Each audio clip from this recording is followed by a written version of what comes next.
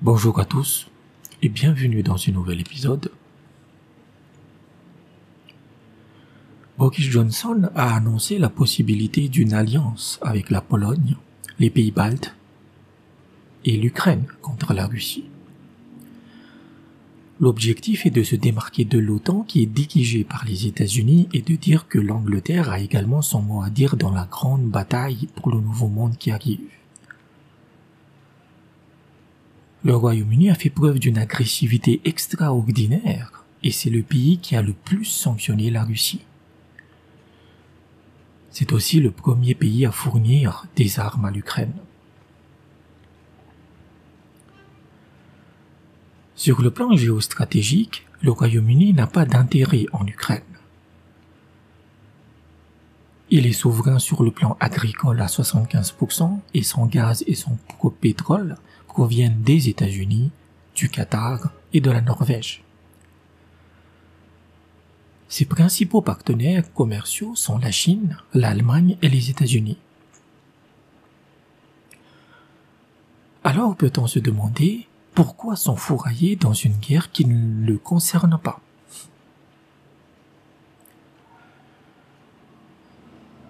Et honnêtement, je n'ai pas d'explication précise, mais on peut dessiner quelques pistes. En premier lieu, on a le traumatisme d'avoir été dissolu dans le marécage européiste pendant plus de 30 ans. Être dans l'Union européenne est plus corrosif que n'importe quel acide. Au cours de ces 30 ans, le Royaume-Uni a perdu son identité et sa souveraineté diplomatique. La guerre en Ukraine lui donne l'occasion de revenir sur le premier plan et de prouver qu'il n'est pas simplement un vassal des États-Unis.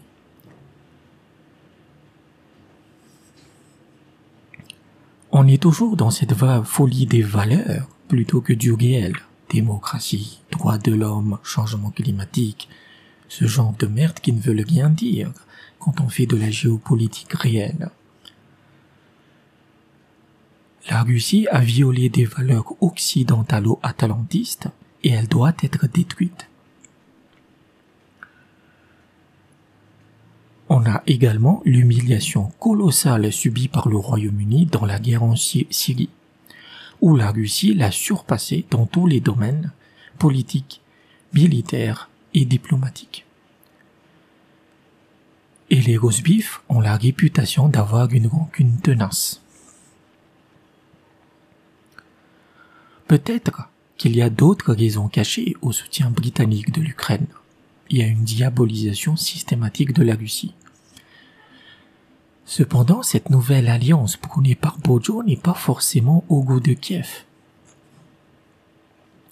Car ce qu'on ignore sur l'Ukraine, par la majorité des gens, est que chaque aspect du gouvernement ukrainien est cannibalisé par les Américains.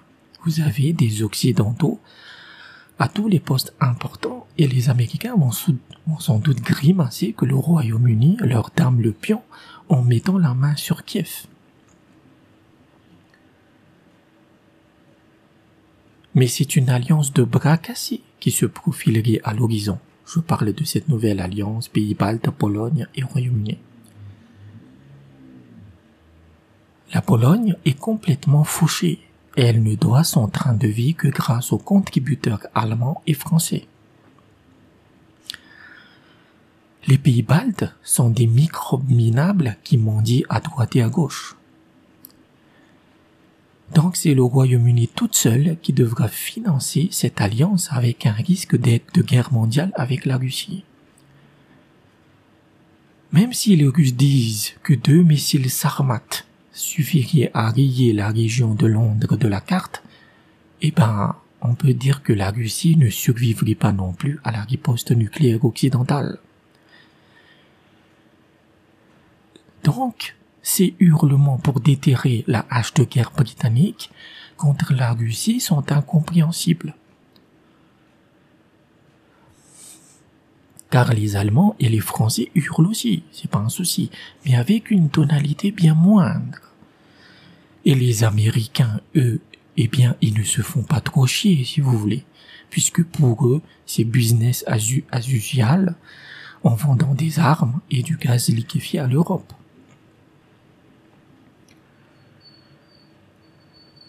Au-delà de l'affaire ukrainienne, le Royaume-Uni allume le feu absolument partout sur la planète. L'une des plus grandes hurleuses au va-t-en-guerre est Liz Truss, qui est l'équivalent de la ministre des Affaires étrangères. Ainsi, concernant Taïwan, Truss a appelé l'extension de l'OTAN pour contrer la Chine dans l'Indo-Pacifique et à intervenir militairement à Taïwan si c'est nécessaire. Ce n'est pas fini, car Liz Truss veut aussi faire du safari africain, car le Royaume-Uni appelle à ce que l'OTAN contrecarre aussi la Russie en Afrique. Mais ce n'est pas toujours fini, les mecs, car notre Liz britannique veut aussi embraser les Balkans en créant un accord de sécurité avec la Bosnie, toujours pour contrer le méchant ogre russe, c'est-à-dire l'Asie, l'Afrique, les Balkans. Les mecs, ils se gênent pas, quoi. Mais Liz Truss, et comme toutes les élites britanniques, oublient de nous dire ce petit détail, que ce sont les Américains et les Britanniques qui ont dépecé la Yougoslavie dans les années 90, et ils ont littéralement laissé une plaie purulente dans cette région, avec des tensions ethniques, religieuses, politiques qui risquent d'exploser à la moindre étincelle. Mais peut-être que le Royaume-Uni is back dans la grande géopolitique internationale, et qu'il veut mériter de nouveau son surnom de l'empire sur lequel le soleil ne se couche jamais. Sauf qu'il y a quelques petits détails qu'il faudra régler en politique intérieure, mais vraiment, c'est rien du tout. C'est rien du tout. Par exemple, l'inégalité entre les pauvres et les riches au Royaume-Uni est telle que le pays ressemble de plus en plus à un roman de Charles Dickens. Ainsi, vous avez des pauvres qui sont obligés de refuser de la nourriture, des banques alimentaires, parce qu'ils n'ont pas de quoi les faire cuire. Non, mais faut imaginer ce que c'est. Hein. On vous donne de la bouffe, mais vous n'avez pas de quoi les faire cuire à la maison parce que vous ne pouvez pas vous payer les factures d'énergie, parce qu'elles crèvent le plafond. Et pire que ça, vous avez régulièrement des incendies accidentels dans les grandes villes post-industrielles, genre Manchester, Leicester, Leeds, etc., dans les grandes villes, parce que les gens brûlent tout ce qui leur tombe sur la main pour se chauffer. On en est là au Royaume-Uni. Mais ce n'est pas que le pays est pauvre, mais c'est une inégalité qui est insupportable. Et le Royaume-Uni a aussi d'autres problèmes politiques intérieurs qui risquent de le disloquer sur le long terme. On a le problème de l'Irlande du Nord, et les européistes essaient de l'infecter autant que possible. Vous avez aussi les Écossais qui poussent de toute leur force pour faire un référendum sur l'indépendance en 2023, puisque ce sera 10 ans après le dernier qui s'est tenu en 2014.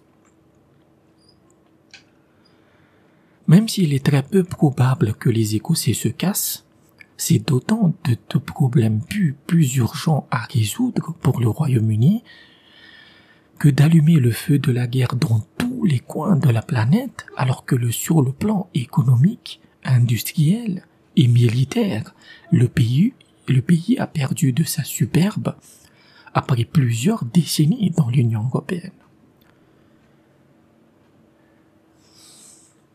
Et honnêtement, un Global Britain serait le bienvenu si le Royaume-Uni pourrait avoir sa voix propre, car cela renforcerait la multipolarité du nouveau monde qui arrive. Mais aujourd'hui, les élites britanniques sont encore trop vassalisées par Washington. La négociation du Brexit a été un cauchemar pour le gouvernement Bojo. La crise du Covid a plongé le pays dans des sommets de débilité et d'hystérie. N'oublions pas qu'en décembre 2020, pendant donc la crise Covid, la police britannique n'hésitait pas à menotter des enfants parce qu'ils jouaient en groupe et qu'ils ne respectaient pas la distanciation sociale.